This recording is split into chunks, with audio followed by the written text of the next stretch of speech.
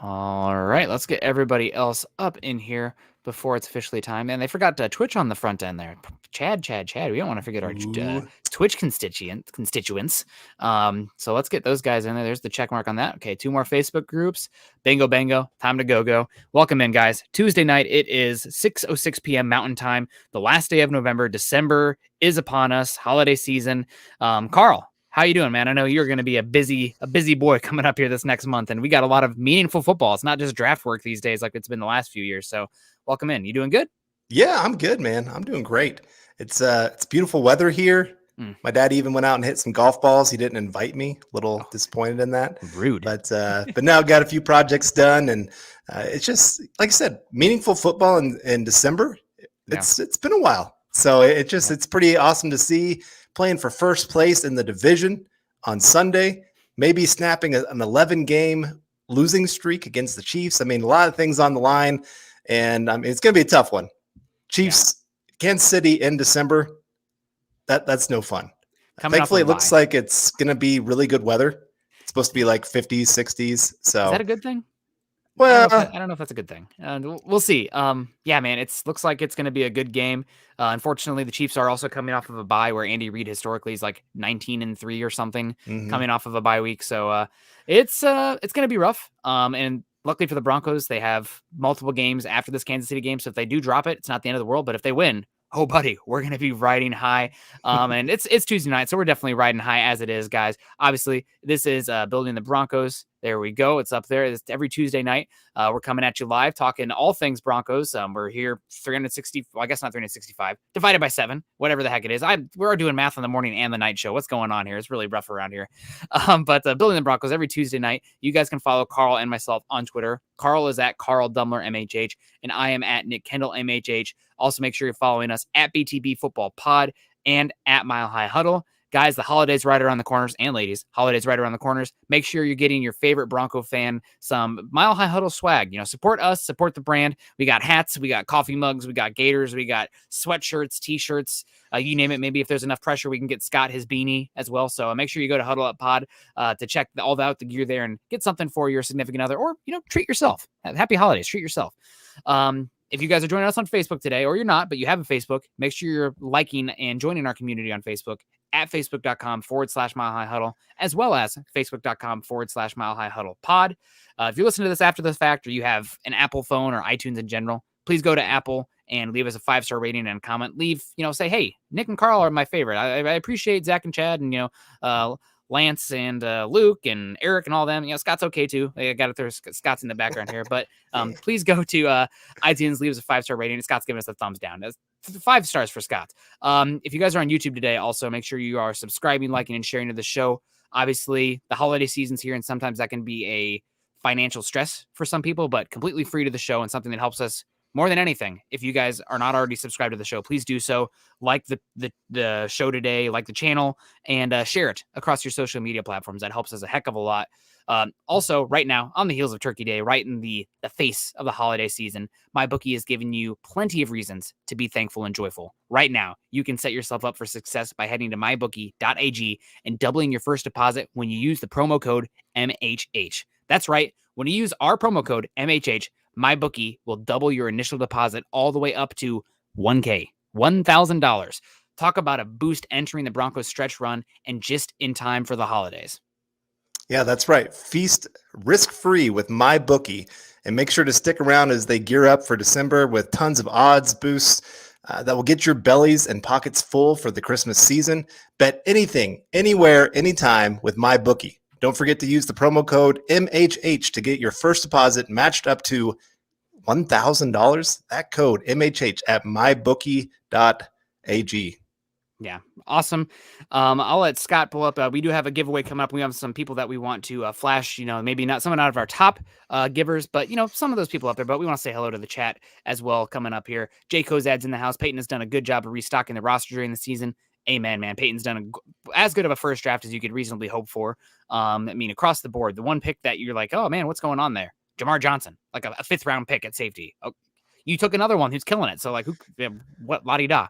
And it's just his rookie season. He's not a bust yet, of course. Jay also says Peyton needs to do a deep dive into the training staff this offseason. Made way too many injuries for several seasons. Yep, you're right on that. And some shout outs here to some of our people who have been very, very helpful to us during this holiday season that are not our top givers, but people who are trending in the right direction, just like our Broncos. Malcolm Brown, Chad's Tiny Marble, really making me laugh. I don't know if you've seen them yet, but their picture is Chad's head, and it's awesome. John Clay Evington, Muhammad Badri, 727 Mil, and Christian DeJesus. So thank you guys so much for contributing. We also have the DWI guys, Michaela Parker, Naj Altif, Corey H., Coach Chris, Kiaka coming in there, Clayto Tornado, Casey Nickel, DW, and Chris Hernandez coming in their top 10. So thank you guys so much. We appreciate the heck out of you. Keep them coming. Holiday seasons, it's a giving season. We appreciate you. Dylan Von Arks is also in the house. Sup, Broncos country. Great to see you. Make sure you hit that like button in the way in. Todd saying hello, Jay and Dylan. Mike S is in the house. Great to see you. What's up, Broncos country? Carl Cross. Cut Young LB had better not meant they cut Kenny Young. They did not. Let's squash that. Yeah. It's not Kenny Young. I promise you. It is a young linebacker, meaning they're just young. They're a youthful player. It was Robinson, guy that did. It's a little bit of a surprise in the fact he did get a lot of playing time against the Eagles and the Browns, two of the Broncos' worst defensive performances this year. Correlation, causation, that whole argument there. He's not been good. Let's just say that. So I'm not too disappointed that he's gone, but I'm a little bit surprised with just how much the linebacker core has been banged up. That to me, Avery Williams is still on the roster, right? Avery Williamson. I think so. So that to me means that they think he's probably up and running because, my God, and this is no disrespect to Curtis Robinson. He's made it and played meaningful snaps in the NFL. But every time he's been on the field, it's been like, oh, my God, that guy is such a weakness on the field compared to his peers. And again, I don't want to totally shame that guy because he probably should have never seen the field. It's injuries made him call upon action, and he answered the call. But man, struggles. I hope he bounces on his feet, and I hope he's better down the line. But I'm happy that there are other options for Denver going forward. Hello to Malcolm in Homer, Alaska. We just gave you a shout out, Malcolm. Hope you're doing well. Joshua Shadow coming in. The streak ends on prime time. God, man, I hope so. I wish it would have been.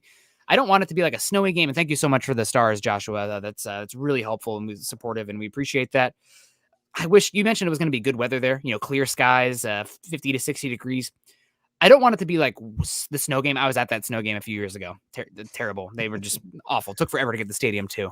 But I wish it was going to be a little bit colder because the Broncos right now, this is a team that wants to get in a rock fight, and cold weather games.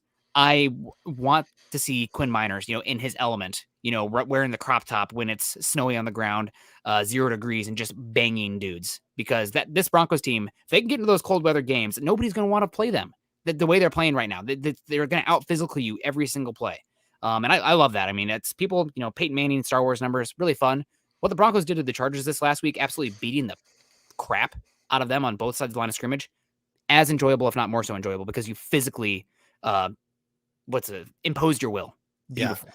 Well, I love the flow of the NFL and the fact that you go from the 90s where it was just run it up the middle, 3 yards, cloud of dust kind of thing, to 2000s with Peyton Manning and Drew Brees and some of those guys. You start spreading things out a lot, making teams have to cover the entire field. And now we're getting into, we've got them so spread out. They're playing this cover 2 shell or cover 4. And they're not worried about the run game because they're so afraid of the pass game. Well, let's just run it up the middle with a big running back and just power through them, where we're going to make them have to commit more guys to the box to open up the pass game. And so you just see this game that just continues to evolve depending on what everything's going on. And you love to be at the front of that. And I love the Broncos are kind of at the front of this, getting Javonte Williams, a guy that's stronger, can go up the middle, take on one guy and make a miss and turn into a really, really big positive play for the Broncos. It's set up well for the Broncos to do well with this run game. And you're finding it's becoming a net positive for the offense to actually run the ball again in the NFL. Yeah. Running the football is back, baby. With the advent of the two high shells, that's what you're looking for. Andrew Lampy with the stars here. Hello. Hope everyone had a wonderful day. Hope you had a wonderful day, Andrew. Thank you so much for the stars. We appreciate you're consistently in here. So we don't think we don't recognize that. I've Ivan coming in here. Yvonne coming in here. I said Yvonne coming in here. Yvonne Perez. Thank you so much, Yvonne. Always supporting us too. You're also consistently in here supporting us. We appreciate you. First question: who should we sign first? Kenny Young, Alexander Johnson, or Josie Jewell? Carl, I'll kick this one to you. What do you think? And thank you so much for your support, Yvonne. So one, it's tough to tell. Is Fangio going to be back? Let's just assume Fangio's back. Just have to. I know. A lot of people are gonna. Oh my gosh! Now the comments are gonna go crazy. But let's just assume he is, so we keep this consistent defense setup. Yeah, for sure. I've been saying Josie Jewell, but Baron Browning has been playing the Josie Jewell role. So do you want to move Baron Browning away from where he's being successful? I think that Josie Jewell could play either role. Honestly, okay. I think it was more Alexander Johnson's limitations and what he did best that made AJ get that role versus Josie. Because Josie originally was that more weak side space player with AJ filling in. Or yes, exactly. So they rotated those guys this season. I felt in their role. So I think Josie could do either. And I'm good with that. And so, yes, Josie Jewell still is my first choice. Honestly, I'd love to see them sign Jewell and Young. Nothing against Alexander Johnson. I just think his style of play doesn't always work for the NFL. Like there's some limitations. What he does well, he does well. There are some teams that are very specific that could fit him. But they're the Patriots disciples right now. The Bill Belichick, and I think I've talked about it on here, he's gone to like a 1980s style defense, which is a 5-0-5 front with two linebackers that are literally Bentley and Donta Hightower are both over 260 pounds as a second level player as a linebacker. Yeah. Not many teams are doing that. And Alexander Johnson's at like 255, 260 as well. So if he could go to one of those type of teams, I could see it. But again, for me, I like all these guys. If you think that AJ/Jewell could get you compensatory picks and where Kenny Young would not be eligible for that. I mean, even if you're talking, a 6th or 7th round pick in 2023, maybe that's enough to tip the scales to Kenny Young versus these other two. Personally, I'm approaching each of these guys with like a 2-year, $7.5 million contract and saying whoever signs it gets to stay. It's because I know everybody's really excited about Kenny Young and whatnot, but like, isn't Kenny Young's very existence and how well he's playing out of the gate for what little Denver traded for him the exact reason you don't back the Brinks truck up for Kenny Young? I mean, he's playing great football, and obviously there's a point where you're getting killed. Hello, Curtis Robinson, when you get so deep in your depth. But like, you found Kenny Young mid-season, and your linebacker core right now looks really good. Yeah. Why invest? Why overinvest in it then? Right. It's a catch-22. Right. And none of these guys are going to go fetch giant money on the market, I don't think. I think Johnson's probably the guy that actually could get the biggest contract. Yeah, because like I said, what he is good at, he is really good at. Yeah. His ability to come downhill, be a missile, help in the pass game with being a blitzer. Those are things that teams are going to want. I'll be honest. He would be amazing in Miami. Brian Flores' defense next to Jerome Baker. It's perfect fit. I mean, it really is. Great question, though. I mean, you can't go wrong with any of them. You need to bring back one of them. Shout out, though. You feel pretty good because Baron Browning looks great. So you only need to bring back one of them, right? We talked all offseason. You might be losing both your linebackers, but you're going to be okay with Browning. Yeah. Gary Leeds Palmer, just a little love. Gary, that's a lot of love. We appreciate you. We have a lot of love for you. So thank you so much. Lawrence also with the stars. Running plays are where most players get hurt, though. We need to be able to count on throwing it just as good as we can run it. I honestly don't know the correlation or the data here. Not correlation is wrong. With the data here for as far as run plays versus pass plays causing injury. I'd have to. I think most of the big injuries happen in special teams. Because you have the guys running so big, like full speed, like it's a car crash on the field. You need depth no matter what, though. And I would say that the pass game positions, actually, typically you see a bigger rotation in those positions compared to the run game positions, right? Like a wide receiver, cornerback, edge rusher, those are rotating a lot on the field. You're not seeing as much rotation at linebacker, running back, offensive line. Yeah. And I'd say, yes, you want to be multiple. You want to be able to win many different ways because you're going to face many different types of defenses. Some of them are going to be great against the run. Hey, let's pass it. If they're great against the pass, hey, let's run it. You want to be that. Yep. But if you can't be, because obviously the Broncos are going to be limited by their quarterback and they're limited by their offensive line right now. Yeah. I know a lot of people are excited about what these backups showed in this last game, but backups can do well in the run game. I mean, you get these guys going downhill. It's simple. They can do that. You get this team losing by 10 points and they're asked to be in pass protection. I think you're going to sit there and say, oh no. I mean, that's what happened in the Eagles game. Yeah. You asked those guys to have to pass protect and it was not pretty. No. Yep. It's those slow developing pass plays. And I know that a lot of people, scream Pat Shurmur, Teddy Bridgewater, check down, not pushing it down the field. But when you're playing, backup tackles and your guards that are in there are so much better in run protection than pass protection. I mean, Quinn Miners, I'm excited about him, but his pass blocking has been volatile. That's the word I'll use. And Moody even more so. So you're playing to your strengths when you have the lead there. And that's obviously the formula for this team. But at some point, another team's going to get ahead of you. You're going to have to rely on the drop back pass game. It's the NFL, right? This isn't Bama versus a lot of these SEC teams in like the mid 2000s where they could just run it every single time. And eventually their defense and offensive line talent would just, overcome you. You can't do that in the NFL. But right now, that's kind of how it's lining up. Naj coming in here. Speaking of lining up, $20 always coming. Actually, $19.99. Naj is pretty consistent with that $19.99. We love you for it. My favorite number, Naj. Every time I see it. Hey, bros. I feel like there's been added energy to the team since Young came in. Him and Browning fly around. Even Fangio has shown some emotion. Do you see this as our starting linebacker unit over the next few years? Well, we did kind of just answer this. But we got to answer this because it's a super. It could be. It really could be. I would have no issue with any of the Broncos pending free agent linebackers plus Baron Browning. I mean, Baron Browning is playing like 100% of the snaps right now. He is not only the guy that's in there in base, but he's in there playing sub as well, which is amazing for how big he is, what kind of athlete he is. And he's just getting better. The big thing with him is if he can stay healthy. But this is definitely possible to be your linebacking core. We'll need to see if they are keeping Fangio or not. That could maybe change things 4-3, 3-4, what kind of bodies you're looking for. Last year, I was way out on Jeremiah Owusu-Koramoah, who looks amazing, but he's a 4-3 will, and they just haven't used. Fangio doesn't use that guy, right? Doesn't use that body. But maybe we'll be talking about that type of fit, and you'll change your linebacker core perception there. Yeah, I love. I can't remember if it was Browning or Fangio talking about the fact that Browning and Fangio get together and go over film, just the two of them, and he gets to ask the master of defense all these questions of what he's seeing. And so you combine that athleticism with the mental processing of the game, man, that guy could turn into an absolute star for this Broncos team. And I'm hoping for that, obviously. And Young, he's getting better each week. You can tell there was some growing pains, some times where he was out of position, not where he's supposed to be. He lucked into a few plays, honestly, where he hit the wrong hole. And it just so happened the hole he hit is right where the running back was running. And I know you could sit there and say, well, he did what he was supposed to do. You can tell there's certain lanes they're supposed to be in. And but like I said, he's learning each week, getting better. And if that continues, watch out for this defense. They could finally become what the Broncos have been hyped up to be all year. Yeah. And to that point, we got Joseph coming in here. Joseph Malinowski coming in.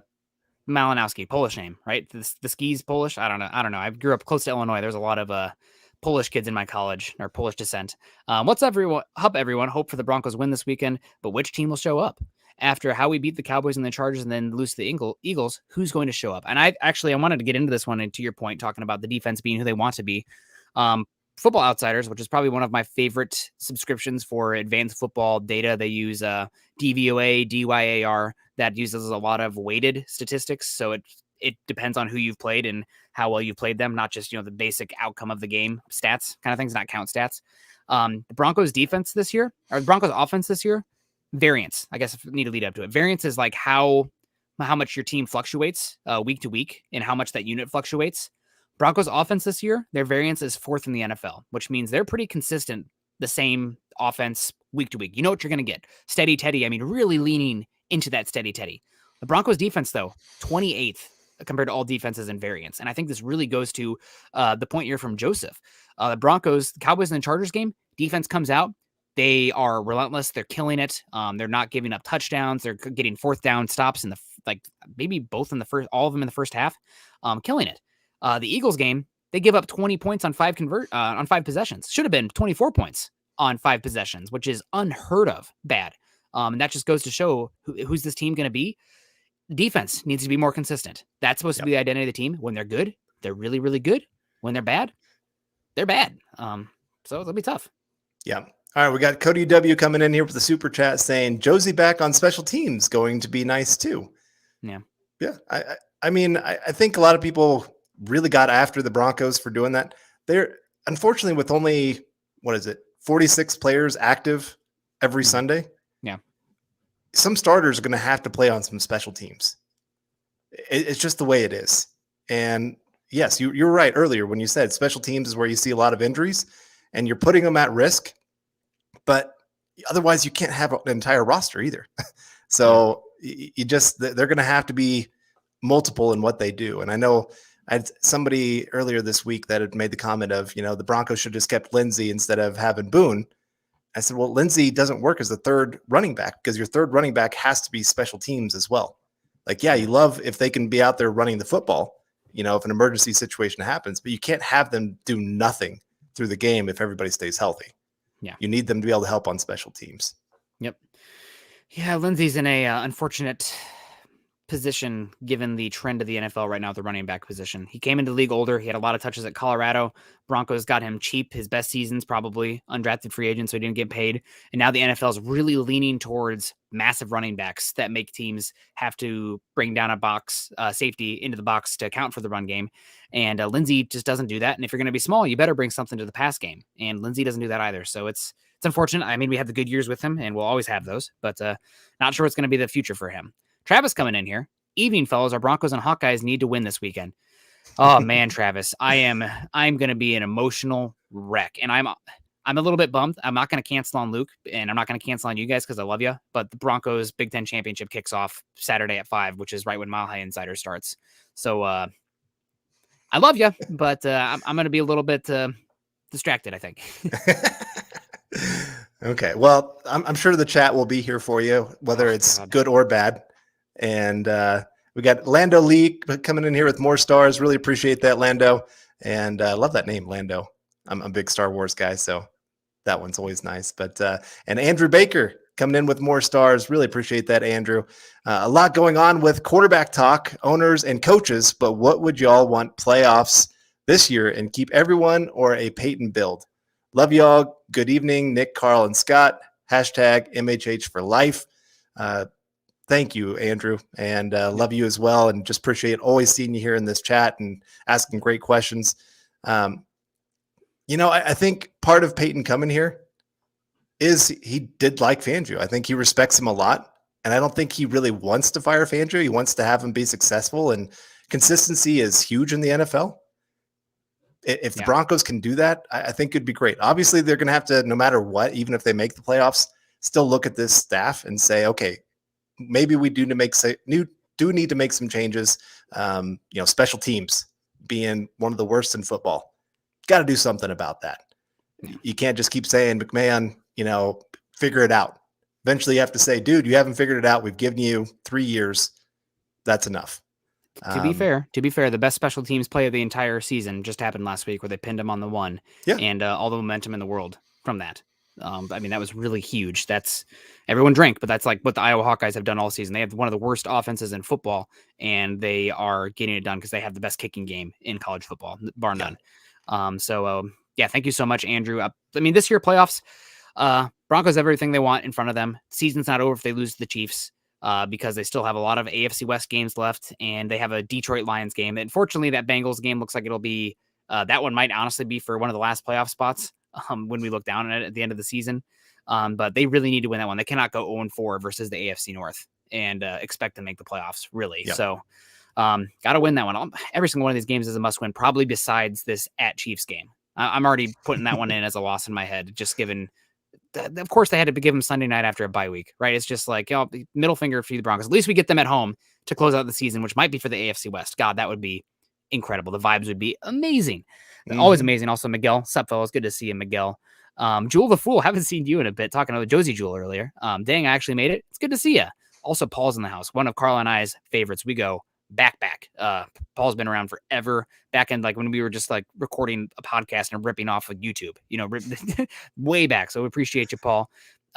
Yvonne coming in here too, saying, I got a feeling that we are getting closer to keeping Fangio than firing him. What do you think, Carl? Where are we at? Well, I mean, he's got 2 signature wins on the season against the Cowboys and now against the Chargers. And if he gets another, say, 2 signature wins, let's say they beat the Chiefs once, which would be huge, again, snapping that streak, getting that monkey off our back. And then, of course, another division game. I would say either have to beat the Chargers again or beat the Raiders. If you can do that, or if you can beat the Chiefs twice, I mean, that would be huge for his success rate. But I still think he has to make the playoffs. Yeah. I don't think you can go 9-8, miss the playoffs, and still be okay keeping him. I mean, maybe as Peyton would have to probably step in and say, okay, these are the guys that have to be gone. If you want to stay, you have to be willing to let go of these people on your staff. Yeah. I mean, if they make the playoffs and they play really well down the stretch, then probably a lot of these guys are going to be back, right? That's just the reality of it. And that means good things happened, right? I don't know if it would be a good thing, but that means good things happen to get there. So we'll see. Lawrence coming back in here saying, I'm over here singing Old Dominion song, You Ain't in Love with Him, break up with him, to Peyton for Fangio. Yeah, I mean, it's Fangio seems like things are maybe getting on the right path for Fangio and the defense. They got to be more consistent here down the stretch. And we still have 6 games left. It's like, you have, you've had multiple tests or pop quizzes. You have 17 pop quizzes throughout the year and you get your final grade at the end. Broncos right now, probably averaging at about a C+, right? 6 and 5, C+, and needed to get a B to go on to the next level or the next, graduate. So you needed a B. So we still have multiple pop quizzes left. They could go all the way down to a D. They could go all the way up to a B, A-. I mean, so we gotta let the season to play itself out before we are totally in or out on Fangio, because we got more data to collect, right? That's the big thing. Don't make conclusions while you're still accumulating more data. Yeah, and winning solves a lot of problems. Yeah. A locker room becomes a lot better when you start winning. Obviously, I always think of Aqib Talib. When you're winning, that guy is one of the best locker room guys in football. You start losing, he becomes one of the quickest cancers in football. Emmanuel Sanders falls in that same category for me. You just got those guys that have those kind of personalities. They need to be winning to make things good. And they just can't overcome that idea of losing. It just gets to them. And then they start really talking. They're talkers. And sometimes that's not always the best thing for you. What does that make us? It's true. All right. Well, we got Corey Johnson coming in here with the super chat. Fans, late picks cost less cap. Winning is good. Yeah. That's the great thing is you're seeing it this year. Injuries have happened again this year, like they did last year, but they've had the depth to make up for it. You got 5 rookies that are contributing on defense, at least in some kind of capacity. You got Cooper, of course, Surtain. You got Browning. You got Caden Stearns. I thought there was another one. I couldn't think of a 5th one. Okay, 4. Okay, you got 4 for sure. And then, of course, on offense, you got another couple rookies that are making big impacts for the Broncos, and Quinn Miners and Javonte Williams. So it's great to see those young guys becoming really the foundation of this team moving forward. You love it. And there are at least the potential that they could be the foundation. Yeah. And, you got other young guys, Jerry Jeudy, that are contributing. It's nice to see, but they're still going to have to figure out, obviously, the quarterback position if they want to take that next step, and a few other positions. Just got to get a few things cleaned up. Yeah, we got Kevin G coming in here, $2, saying Tom Brady ain't it. No, I'm just kidding, Teddy Bridgewater. But what QB would you move up to grab? Teddy Bridgewater is probably right what the Broncos expected him to be this season. A lot of some metrics have him like composite EP or CPOE plus EPA has him as the 2nd best quarterback in football this season. Obviously, there's some garbage time in those as well. When you filter in garbage time out from plays when the win probability is less than 10 or over 90, he falls all the way to 10th in that ranking. So obviously some of those games he was getting fat with some garbage time, and to see him fall down there, but still, I mean, that's him. It's the 10th best quarterback in football this season. Yeah. I think he's 10 in DYAR as well, and 8 or 9 in DVOA. I think he's like 19th in QBR. So he's what you thought he'd be. You know, we said coming into the season, he's probably going to be the 12th to the 22nd best quarterback, when the Broncos recently have had the 28th to the 32nd best quarterback. Right. So the team, because of that, has been competitive, and we're playing meaningful football for the first time since 2016 because of that. So is Teddy Bridgewater it as far as a franchise quarterback and the answer, like in all caps, the answer long term? No. Short-term guy who can make sure everybody's pulling the right direction, that you're not paying too much for, and also not putting you in a position where you are, dead to right at the moment week 1 rolled around. Like Trevor Siemian year. Oh my God. What were the Trevor Siemian seasons? No, that's at least you have some competency under center. So I appreciate the comment, but Teddy Bridgewater ain't it, but he's also not it as far as a competent quarterback, which if everything is right around him, he can be good. And as far as trading up for quarterback, my God, man, I don't want to trade up for any quarterback unless you're talking the very end of the first round. I would rather than punt on this class right now, unless they fall in love with a dude's personality and it doesn't cost too much. And then it's like, okay, because the heart and the intelligence matter so much for the quarterback. But right now, none of these quarterbacks just stand out to me as far as a big investment. Yeah. I keep saying, when you have to convince yourself to like someone, they're probably not worth liking. Yeah. And that's what I feel like with this quarterback class is I'm trying to find anything to make me want one of these guys. Mm-hmm. And I can't find it yet. There's little things, that they have little moments that make you go, okay, they could be something if you get them in the right situation and all that. But there's just none of them that just jump off a page like we saw with this last class that we were obviously drooling over for about 4 or 5 of the guys. It's just not there. And so to me, thankfully, Russell Wilson is maybe hurting his value right now with his finger not being fully healed and trying to go out there and play. So maybe he doesn't cost as much to go get. And then he comes here and turns back into the old Russell Wilson that he's been since he entered the NFL. That would be a beautiful thing to see. And I think you stick Russell Wilson with this kind of offensive players, and sky's the limit at that point, obviously, and Rodgers as well.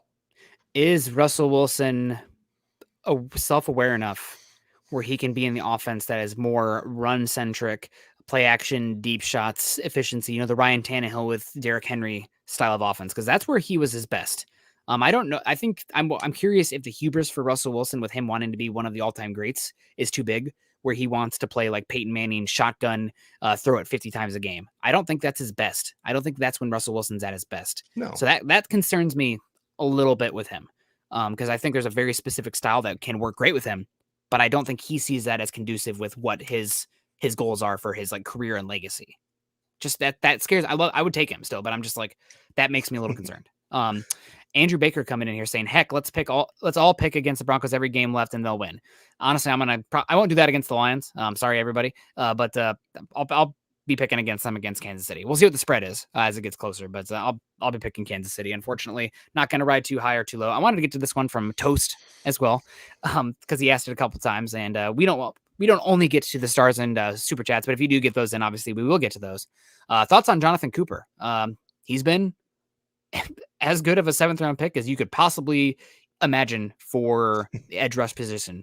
There's no position in the NFL that is correlated as much with NFL success and draft position as the edge rusher position, because typically bigger, faster, stronger at that position translates more than any other position. Jonathan Cooper falling to 7th, he probably wouldn't have been a 7th round pick without the heart condition, but falling to the 7th and playing like he is, incredible. I would say he's playing like a 2nd round pick right now, maybe even a back end of the 1st round pick. So been amazing. Broncos still need to go after more edge rushers this offseason. Regardless of Jonathan Cooper, you need 3 that you can trust on, and they're about to have 2 guys that are going to be free agents after 2022.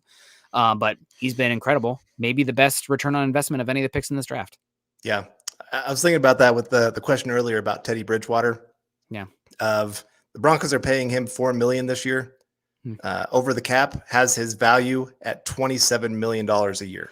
Holy bleep. So I'm just saying, I know a lot of people think, man, he's not playing great, but compared to what the Broncos are playing him, he is playing way above what his contract is. And Jonathan Cooper, same thing, playing way above what you ever should expect from a 7th round pick.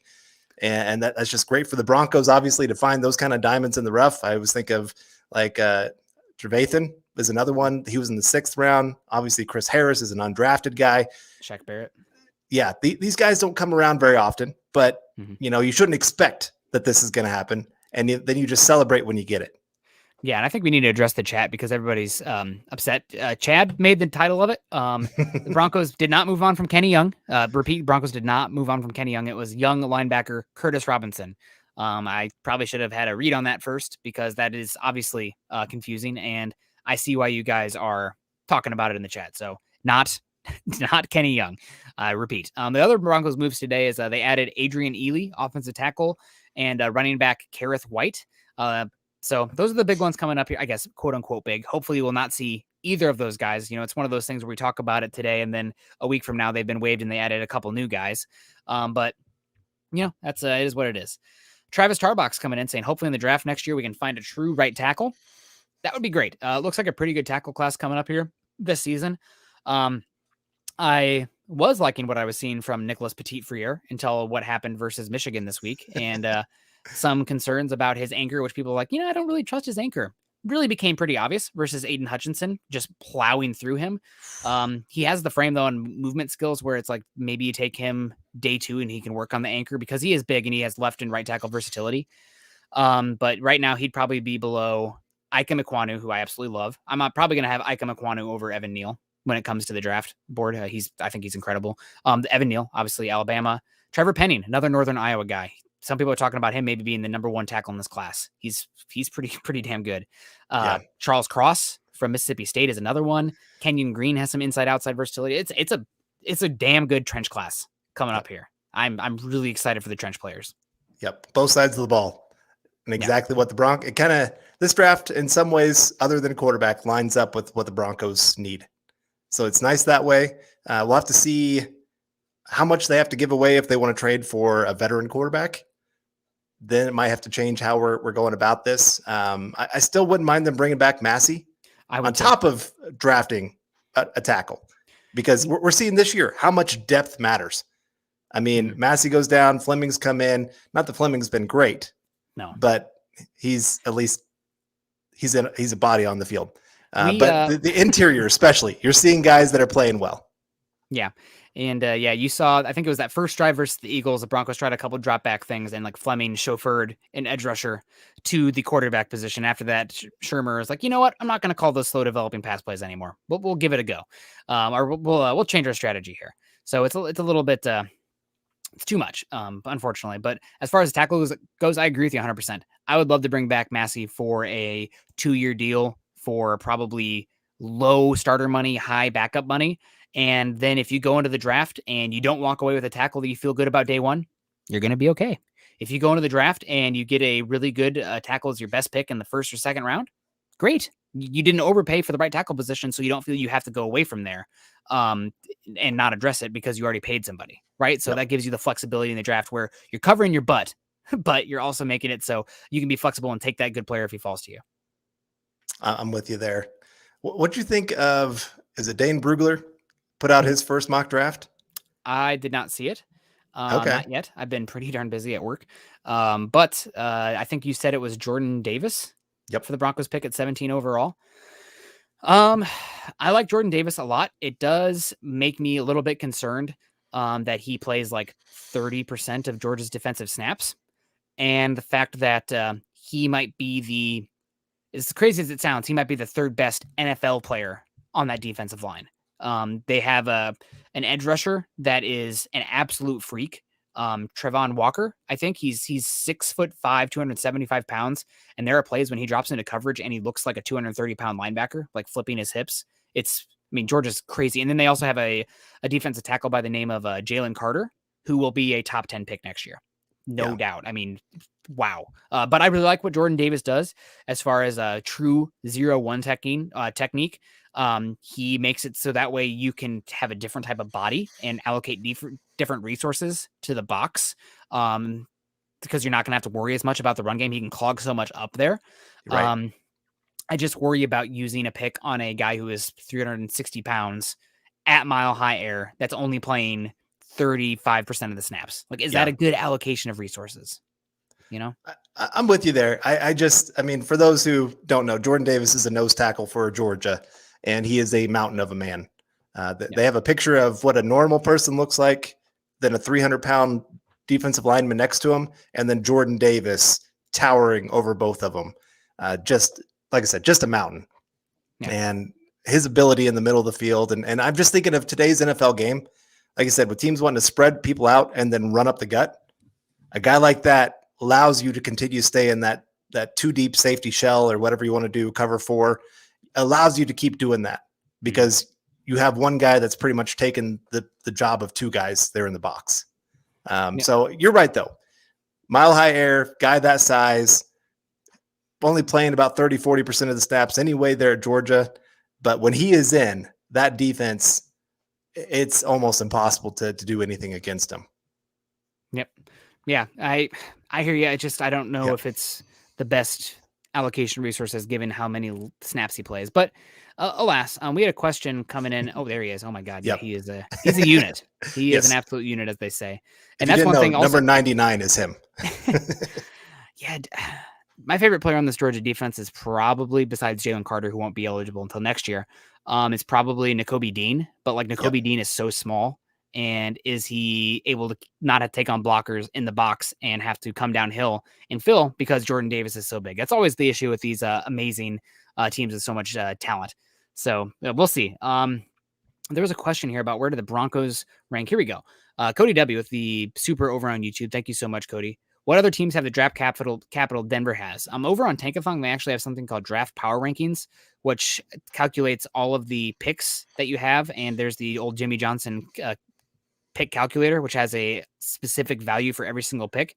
So right now, the Broncos, despite them picking, I think, 17th overall in the draft, they have the 8th most value in the draft right now. They're behind the Atlanta Falcons, Jacksonville Jaguars, Houston Texans, New York Giants, Philadelphia Eagles, Detroit Lions, and New York Jets. So obviously that can fluctuate as the game goes, changes. Obviously, and the team's picking 1, 2, and 3, like the value drops, logarithmic decay kind of thing, where it just drops very quickly. Like you'd have to have like 3 or 4 20th overall picks to equal the first overall pick. But still, Broncos are in a good spot with that much capital. They also have a lot of flexibility because of that capital as well, which I think is key. You can see some maneuvering in the draft. You can see them being aggressive for a quarterback. You can see them trade some of that 2022 capital and turn it into 2023 capital. You can use some of that capital to go out there and do what the Ravens have done all these years and go out there and trade for like a Calais Campbell for a 4th round pick. And he immediately is a great pick. The other teams can't fit him under their cap. We'll take a Calais Campbell. Hell, why not? So, because you have that excess capital, you can do stuff like that. For sure. And that's, you have to remember, a lot of teams have been trading 1st-round picks lately. Yeah. I think there's at one point in the draft, if it happened today, it would go like Jets, Giants, Eagles, or something like that. I mean, like those guys, they have some incredible power there in the 1st round and high right. 1st-round picks.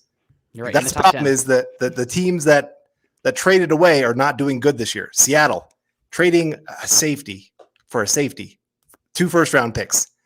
You and I have talked about it before. That's just not good value. No. I'm sorry. As good as Jamal Adams is, you don't do that.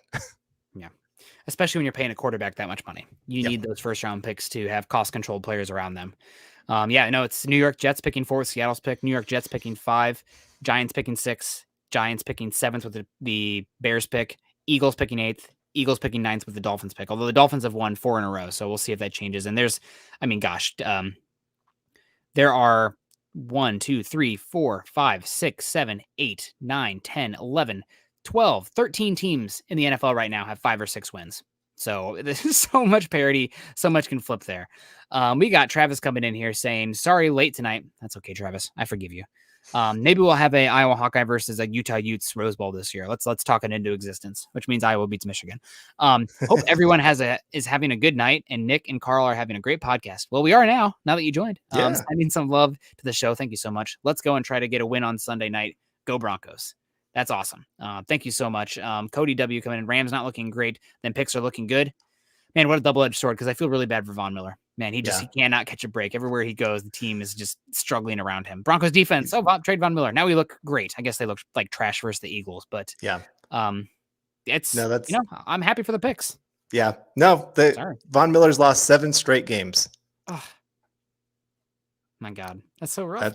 Yeah, it is. It's rough to see, thinking that you're going from a bad team to a good team, and then that good team starts falling off, and the bad team you just left is starting to win games. I think the Broncos are 3-1 since getting Kenny Young, something like that. So, Rams gave us one of their linebackers. We gave them one of our linebackers. It's working out pretty good for us right now. Yeah. No, I totally agree with you there. Like I said earlier, the Broncos might be picking later than the Rams, which is crazy because the Rams, we've seen it multiple years now. They have really good stars, but their depth is poor because they don't have a lot of draft picks.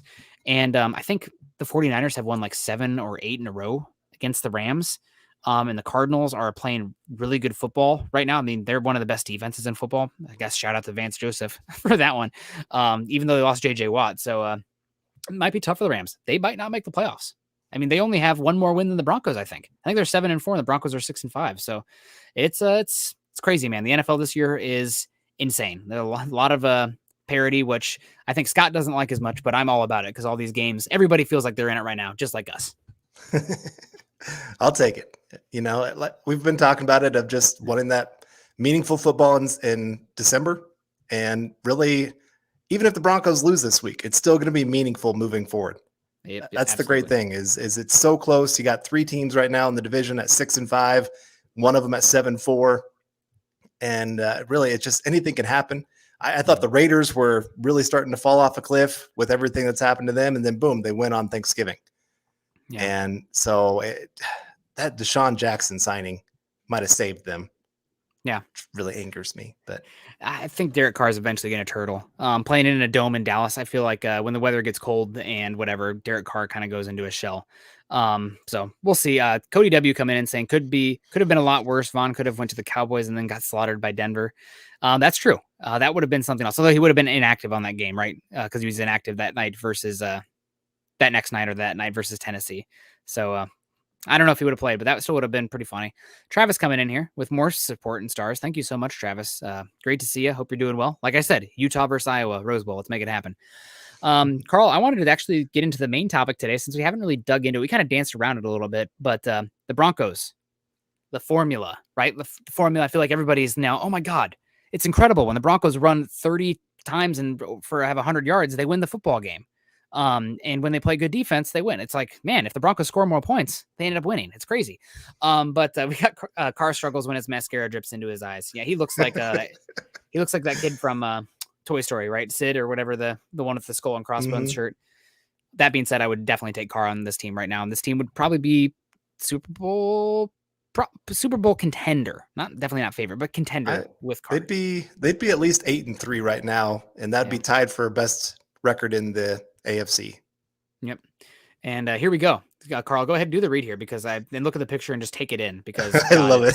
That's a great picture. It's glorious. We got Chad's shiny marble coming in saying no free agent quarterbacks excite the marble. Well, the marble is spoken here. Ryan was loaded in Atlanta for years. Nothing. Wilson looks old. Rodgers may need surgery. Looks retired mentally. Need youth. Well, I'd say Ryan did win an MVP and went to the Super Bowl when he had weapons and good offensive coordinator and things like that. So I wouldn't say he's done nothing. They did enough there. Wilson, this year, I don't know how much I want to really read into this year because there's just been a lot of controversy there. Seattle doesn't have a whole lot of talent on that roster. Their defense is terrible. Yeah. And obviously Wilson coming off a broken finger on his throwing hand. Like, I just can't imagine him trying to grip a football and throw it with any kind of velocity. Even if it's healed up, there's still going to be weakness in that finger. And it couldn't be healed up because this surgery or the injury that he had typically is an 8-week recovery process. And he's still like a week and a half from that. And he's been playing for 3 weeks now. Yeah. Right. Like insane. So, I don't know how much I put on. Honestly, it's for Wilson. It's more of these last few years that concern me than this season. I'm willing to call this season a wash, but he's been trending.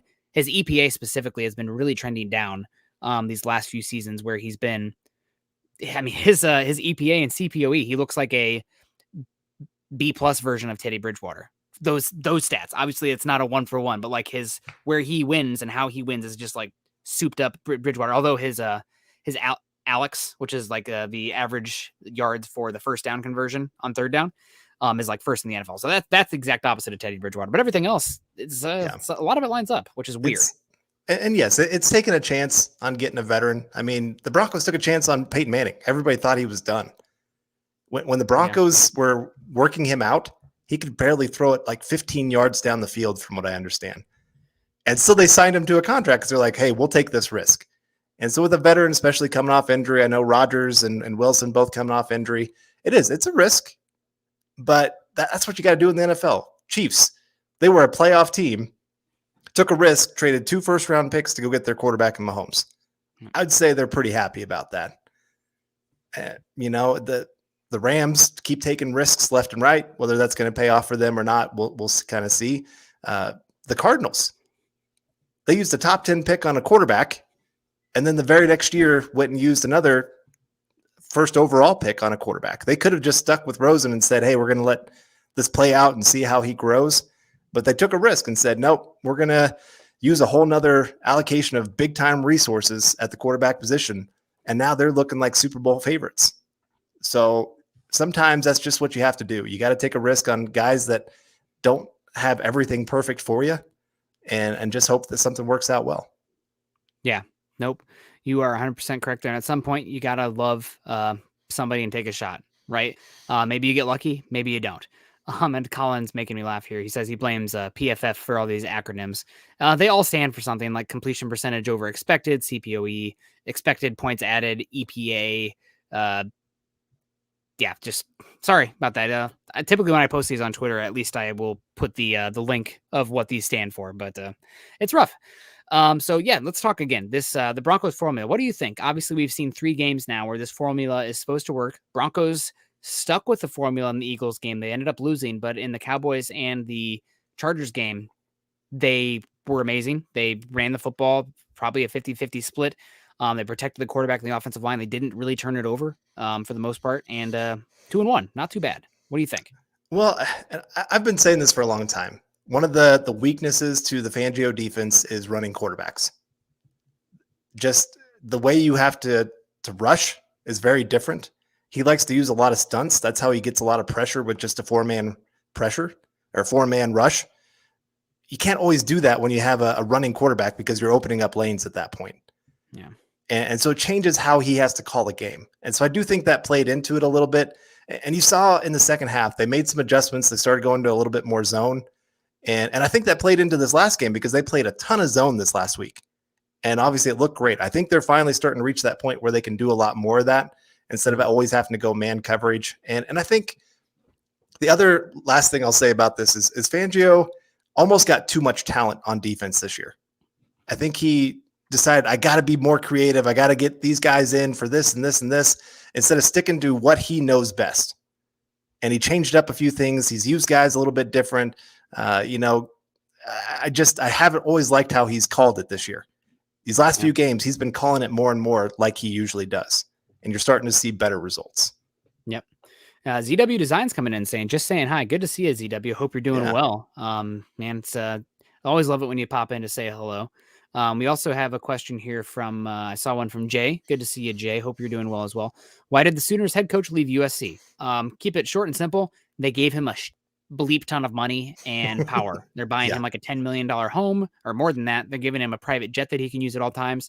Also with Oklahoma going to the SEC, that's rough. You go from being, not to be too rough on this, but it's like, the classic, rating people, that's an Iowa, a California 2, but an Iowa 8, that kind of thing. So going from Oklahoma to the SEC might be a little rough. And also the talent pool in South Carolina is incredible. South Carolina has been for recruits. Amazing. Not South Carolina. Oh, USC. South US, California. Excuse me. Southern California is amazing. Sorry, give me a look. I was USC, which is incredible. So then they've been losing a lot of those guys recently. USC has to other places. Now they can keep some of those guys there. It's a sleeping giant. So I think that's why. Yeah, I think they are going to quickly become a powerhouse there. Yeah. And it's crazy watching. I mean, this is a historical time in college football. If you're really looking at this, of powerhouse coaches switching schools. Brian Kelly now going to LSU. So Notre Dame, that's another job that's opened up. OU, who's going to go there? Like, it's just this incredible switch that's happening that's going to change the entire landscape of college football. Yeah. Yeah, no, they have, I mean, it's a sleeping giant. They gave them an incredible amount of money. And I mean, man, these people in the NCAA were saying that money paying these athletes would ruin the game when they're paying these coaches this stupid amount of money, man. Just what an eye roll. But they're making a lot of money, and USC is a sleeping giant. They really are. Yep. So Travis coming in saying, meant to ask a question earlier with my last stars. Where is all the hoopla about Pete Carroll and Denver having interest? I know that we can't be picky when it comes to head coaches, but I don't want to watch him chewing gum in Denver's sideline. Sorry. I don't think Pete Carroll's more likely to go back to the college ranks than he is to get another NFL gig. I think that's he's been very unwilling to change his defensive scheme. And he's also been really slow to adapt to what the NFL is as far as investing in positions. I mean, no team has invested so little in cornerback and edge rusher, and my God, does it show. They're bad. They're so bad. So again, Pete Carroll, great for US, talking about USC, great for USC for a while. I think if he gets fired, he's more likely to retire or go to the college game than he is to get another NFL head coaching gig. And I think his coaching style, like, it worked great. His, very encouraging, very open to players, be young, let's dance, let's sing, all those kind of things. Be the rah-rah guy. It worked early on with a lot of young guys. Once those young guys became veterans, that message kind of ran dry. And you saw some of the veterans speaking out against him a little bit, especially once they left the Seahawks of, it was not good. And you saw both sides of the locker room starting to fight with each other, offense, defense, and sometimes you just lose it all. And so I think I agree with you. I think he fits better with the college setup, where you're having complete turnover every 4 years of what your entire roster is. It's much more about the cult of personality in college football than it is in the NFL for the head coach. So thank you so much for the comment there, Travis. We appreciate you. 9 straight winning seasons, though. Not this year for Pete Carroll. Seems like it's kind of falling apart there for them. And a lot of that also, I think, is built on having an elite franchise quarterback for those Russell Wilson years and maximizing the rookie contract for Russell's seasons there. So, Mike, we might be a little bit hard here on Carroll. Pete? Yeah, on Pete, because he did go 12-4 last year, 9 straight winning seasons. Thanks, Scott, for that. That's maybe being a little harsh, but he also has had elite quarterback, obviously had Hall of Fame players on his defense when he first started out there. I'm not trying to say it's all them. His coaching has helped, his building of that staff, everything. Because we see throughout the NFL, his staff has gotten jobs left and right. And so, like I said, I don't think he'll be fired this year. I think that they just kind of ran into a really bad situation of just roster being down, Russell Wilson getting hurt. It's just a lot of things going bad right now. Yeah, no, you're absolutely right. And I don't know, it does seem like 9 straight winning seasons can't work in the NFL. He's the oldest coach in the NFL by a good bit too. I don't know. I could see him taking his ball and going to a different game. Kind of like Herm Edwards with going to Arizona State, but we'll see. Maybe he'll be a coach for the Falcons. Maybe you can send Peas over to Denver there, Scott. Cody W saying, what's the stats on the Chiefs on running the ball in the Chiefs? The Chiefs have a decently weak underbelly in their defense, but Chris Jones is back and he's playing on the interior again. So I'm very worried about him in that regard. You should be able to run the ball effectively on the Chiefs, but that means the defense has to show up. That means you can't be down 2 possessions halfway through the second quarter. And you'll see the Broncos still run the football in that situation, but the game gets pretty slow, and your number of possessions with how that style of offense is going to be hard to keep up because your offense is not explosive. You're not scoring touchdowns on like 1 or 2 play drives kind of thing, right? That's just not how you're built. Yeah. And sometimes you stall out in the red zone too. So you got to be really, really concerned about if you can run the football. It really depends on the game flow and how good your defense is playing. I said it on Twitter earlier this week. That first quarter is going to decide the game. Broncos cannot get down early, like you said, otherwise, and have to abandon the run game. We don't know if our tackles are going to be playing in this game. Yeah. Or what kind of level they're even going to be at if they do play. I think we kind of expect, they're just going to be right back where they were. Well, that's not always the case. Sometimes it takes him a little bit of time to get back into it. Bradley Chubb talks about it. It took him this last game to kind of get off some rust. He said, I ended up on the ground a lot of times, and my ankle wasn't quite catching like it needed to on some things. So, the Broncos need to be able to run the football. It's the only way that they can win this game. But that also means then the defense has to step up and just really keep everything out of there. But we got Travis Weber coming in here with great stars. Really appreciate that, Travis. You truly have just been a superstar here tonight. Glad you were able to get in with us and get the chance to talk a little bit of Bronco football. Yeah. Yeah, thank you so much, Travis. And just talking about the Chiefs' rush defense here, Football Outsiders, their DVOA, which, sorry about the acronyms, it stands for defense adjusted value over average. Their DVOA on the run defense on the season is 28th. So they're bottom 5 in run defense on the season. They have been playing better as of late, but you need the Broncos offense to come out and put some points up early and not let the Chiefs march down the field and score a touchdown. If you even field goals are a little concerning here with the way the Chiefs defense has been playing lately, but you cannot let them, 5-6 minute drives ending in 7s. Otherwise game's going to be over at half.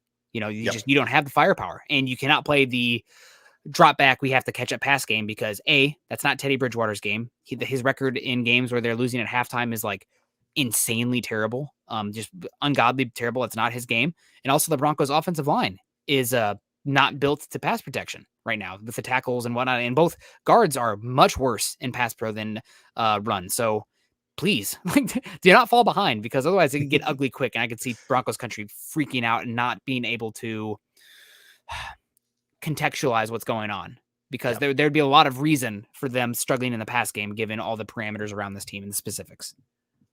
Yeah. All right. We got Cody W coming in here with another super chat saying ball control completely thrown out the window versus Patrick Mahomes. Well, they can make teams get out of that mode, but the teams that have had success against the Chiefs, that's exactly what they do. Ball control, eat up a lot of clock, give less and less opportunities for Patrick Mahomes and the offense to get out there and do anything. Try to get him out of a rhythm as much as you possibly can. I think of the Colts.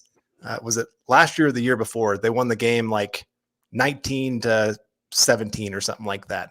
And that's all they did. They just kept running the ball, just picking up positive yards, just keeping drives going 8 minutes, 10 minutes, and just found a way to get a victory that was very odd against the Chiefs. It's hard to do because they are explosive and they can be up 14-0 in a matter of about 2 minutes. But if you can do it, if you can weather the early storm, and especially coming off a bye when Andy Reid has had 2 weeks to game plan and come up with a little bit of razzle dazzle, if you can weather that storm, Broncos have a chance to really pull off one of the bigger upsets in the last 5-6 years. Yeah, for sure. I mean, and people say you can't do that with Mahomes, but with Mahomes this year, I think that Vic Fangio has been one of the key guys in the NFL of saying like, hey, this team, if you're playing single high safety, cover 1, cover 3, Andy Reid and this Chiefs offense will beat the ever-loving beep out of you. They just will. But the 2 high safety shells, Patrick Mahomes is not shown to be patient enough and consistent enough in the short game where they can march the football down the field before they make a penalty or a turnover or something like that. And they don't have a run game. I mean, Clyde Edwards-Helaire in the first round, I don't try to bring that up to Eric too often because he gets upset about that. But what a terrible, terrible pick. He's been terrible for them for a first-round pick at running back. But, I mean, you can look just back to this season. I know you're talking about the Colts game 3 or 4 years ago where they played that ball control and the Colts ended up beating the Chiefs. But just this year, Titans beat the absolute crap out of the Chiefs 27-3, and they ran the ball very consistently. I mean, 35 rush attempts for only 2.9 yards per rush, but like they were able to do that, control it with the defense and keep the Chiefs off the field, even though they weren't running efficiently with that game. So that's I think it's definitely possible. You do need to come out early. You need to put up points early because you are not built to play catch up, period. Yep. If you let them pin their ears back, you know it's going to be a 5-7 step drop, deep pass game, slow developing pass concept. Good luck. Teddy Bridgewater is going to be dead. Yeah, sorry. I'm with you. No, it's true. And so it just Broncos have a chance. It's small. I'll be honest. There's a lot of things working in the Chiefs' favor. They played 10 games. How many times did the Broncos win? This game, not a neutral field. This Sunday night game. 1. Okay, I was going to say 2, but I was right there between 1 and 2. It just, like I said, Kansas City in December, Patrick Mahomes coming off a bye. There's just a lot of things that are very much lined up for the Chiefs this week. I'm just curious if the Chiefs, this Broncos team, and this really reminded me of an old school Iowa or Michigan State team under Mark D'Antonio, where it's like, okay, we are going to freaking rock fight you. We're going to come in and we're going to punch you repeatedly in the mouth. And if you can beat us, great. You have better athletes than us, great. But you're going to feel it the next day. That's what this offense is starting to be. And I think the defense is starting to buy into that too. Yep. So Kansas City, I really hope they're overlooking Denver, because this is, there's kind of developing into more of a bully. And the only teams Denver's lost to this year really have been the teams that have out bullied them. And that's not this Chiefs team. They're not they're finesse physically. They're finesse team. So I'm curious because the Broncos are going to come in and punch them in the face a couple times. The Chiefs blink. If the Chiefs, bleed first, it could be interesting. I'm really curious to see how it goes. But that first quarter, you're right. First quarter is key. And we've been saying that all season because it feeds into the formula. If you're going to run the ball effectively, if you're going to play action effectively, you're going to protect the offensive line, means you have to have a lead. Yeah. And we got Travis again. Travis, man, just thank you. You are the man. Really, seriously. It's been great to have you a part of this, and just appreciate all the support here. Yeah. But he says that the Chiefs are the Chiefs, but their offensive line isn't what it was. If Fangio can get the defense going like last Sunday and Pookie can produce, I will say we have a chance. Yeah, we do. It's great. Our pass rush is coming together. Yes. That front four, they played their best game this last week. Yeah, it's deep. Deshaun Williams, I think, is one of the most underrated players on this team. Oh, you're making Scott hot. Careful. He's going to have to log off here. Yeah. But no, I mean, he was flying. There's a couple plays. He was so close to making some really, really big plays. Made a couple of them actually still, but he's getting consistent. Draymond Jones, he is the silent killer. Yeah. And I mean, I don't think he always shows up in the stats, but that guy is just destroying people. And now you got Bradley Chubb, who's coming back. Hopefully that rust is getting more and more off of him. Got Jonathan Cooper, who actually, just embarrassed Rashawn Slater this last week. So just, like I said, there's a lot of great pieces looking there for the Broncos. They could surprise some people. Yeah, no, I totally agree with you there. The other thing about this defense, and God, we'll have a chance to talk, I guess you and I won't, but to talk more about this game, this Broncos last game, best by the boundary corners we've seen all season. You saw Justin Herbert test Ronald Darby early, couldn't do it. You saw him try to test Patrick Surtain, couldn't do it. Found some room with Kyle Fuller, but you're way down the list of where you want to attack if that's the one guy you can get, and that allows a lot of things you can do there defensively. Also, this Chiefs team is very one-dimensional, and we saw this versus the Chargers. Extremely one-dimensional, and when you're doing that, this Broncos front four, if they can get pressure like they did on Herbert this last week, they can make Patrick Mahomes' life a living hell, and they did that with a lot of too high safety looks as well. So taking away the run means that you don't have to worry as much about the box numbers and the safety having to come down and fill in the run game, one of those gaps. So they got, the more I think about it, the more I think they got a chance. Again, though, they have to come out in that first quarter and they need to put up some points. They need and not give up some points, because if you do that, it's over. Really, it is the first quarter. It's so stupid. But this team is not built to come back. Yep. Really good if you're close or leading. Coming back is not happening. So, all right. Well, we're at an hour and 10 minutes, so we should probably get on out of here unless Travis wants to give more stars. Goodness. But we'll stick around then. But thank you guys so much. This is Tuesday night, which means it's Building the Broncos. Thanks for joining us tonight. Guys can follow Carl on Twitter at Carl Dumler MHH and myself at Nick Kendell MHH. Also, make sure you're following us at BTB Football Pod and at Mile High Huddle. If you're on Facebook, make sure you're joining our communities there at facebook.com/Mile High Huddle, as well as facebook.com/Mile High Huddle Pod. If you're on YouTube today, if you're joining us on YouTube, if you're not already subscribed, please do so. What are you doing? You're hanging out with us. We're having fun, talking some football, got some meaningful football in December. You're going to want to know when we go live to talk football to hang out with us. So subscribe, like, share with your local social media as well. And Cody W. also coming and contributing very consistently here, saying, stop Chiefs, pass, Denver wins. Beat up Patrick Mahomes, Denver wins. How about that one? Let's get after him. Let's do a little hunting out there. It's that'd be great, man. I'd love to see Patrick Mahomes get beat up a little bit. But thank you guys so much. It's always a great show in here. A lot of good vibes in here. A lot of good energy. We appreciate it. The chat was cordial, educated, engaged. We love you guys for that. Everyone stay safe. Carl, you have a great rest of your night. Everyone choose kindness. Go Broncos.